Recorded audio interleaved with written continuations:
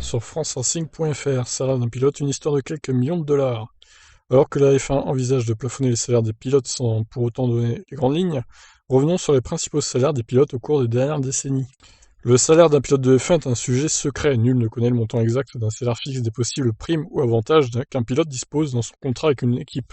À ce jour, seuls deux contrats ont fuité, celui d'Ayrton Senna avec Lotus en 87 et celui de Daniel Ricciardo avec Renault, conclu en 2019. Concernant le pilote brésilien, son salaire était de 1,5 million de dollars pour la saison 87 avec 4 000 dollars par point marqué. C'est pas beaucoup, hein.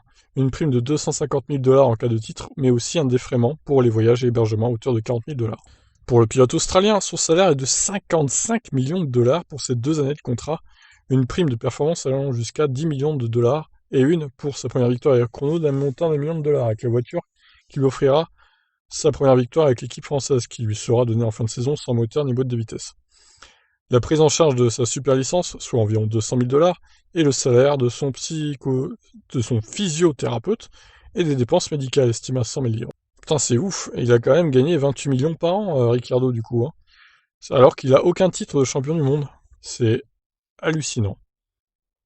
Alors, le site canadien Pole Position a pu consulter différents contrats des années 70 aux années 90, donnant des informations sur ces derniers.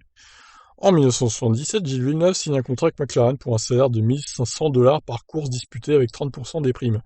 C'est ridicule.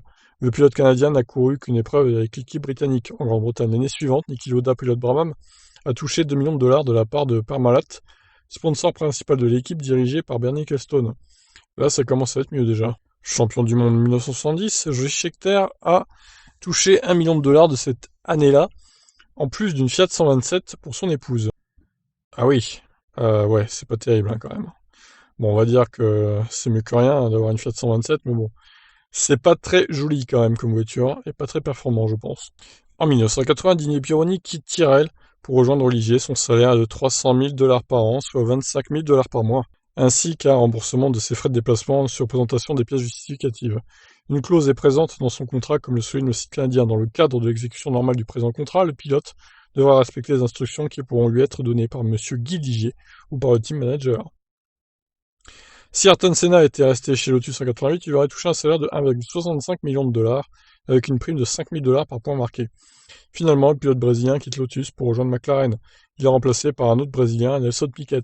Son contrat présente de nombreux avantages, à savoir la présence obligatoire de Honda comme motoriste, mais aussi de Gérard Ducarouge. Au titre de directeur technique financièrement, son salaire est de 3,5 millions de dollars payé par RJ Reynolds Tobacco International et non l'équipe Lotus. Il touche également 4 000 dollars par point marqué et a un demi-million de dollars s'il devient champion du monde. Enfin, il dispose d'un compte de dépenses de 40 000 dollars pour ses voyages. En 1993, Ayrton Senna a touché 1 million de dollars pour courses disputées, soit un salaire annuel de 16 millions de dollars. Ces autres avantages ne sont pas connus. Ouais, dans les années 90, ça commençait déjà à exploser, hein, les salaires. Par contre, dans les années 70, c'était un peu ridicule, hein, faut le dire. Ça n'a fait que monter, de toute façon, de décennie en décennie. Et maintenant, on atteint en 2020 des sommets. Il faudrait que je retrouve un article sur les salaires 2020, je pense qu'il y en a un dans le coin, là. J'avais dû en faire une vidéo, d'ailleurs, au début de la chaîne, quand la chaîne n'était pas du tout connue. Une vidéo qui a dû passer inaperçue, bah écoutez, on va en reparler, hein, ma foi, c'est le sujet, donc... Alors, Giovinazzi, donc c'est le moins bien payé, 900 000 euros du coup. Latifi pareil, George Russell pareil, c'est déjà pas mal, hein. Norris, il gagne 1,8 million. Dan Kiat également. Pierre Gasly, bon c'est des estimations, hein, c'est pas officiel, mais bon, c'est à peu près leur somme quoi. Pierre Gasly pareil, alors je pense que Pierre Gasly va voir son salaire à la hausse en 2021 suite à sa victoire à Monza. Albon 2.3, Lance Stroll 2.7, Carlos Sainz 2.8 chez McLaren, Ocon 4.5, c'est bien pour Ocon. Alors Kimi, qui a gagné un titre, il gagne la même chose qu'Ocon, bon, pourquoi pas. Kevin Magnussen 4,5 millions aussi. Ah, il était bien payé Magnussen chez As quand même.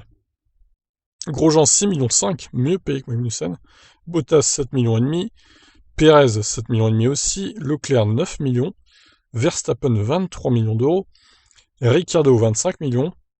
Vettel 27 millions et demi. Et Hamilton 45 millions d'euros de salaire en 2020. Donc autant vous dire qu'il doit avoir un sacré compte en banque, l'ami Lewis Hamilton, avec tous ses titres, toutes ses victoires.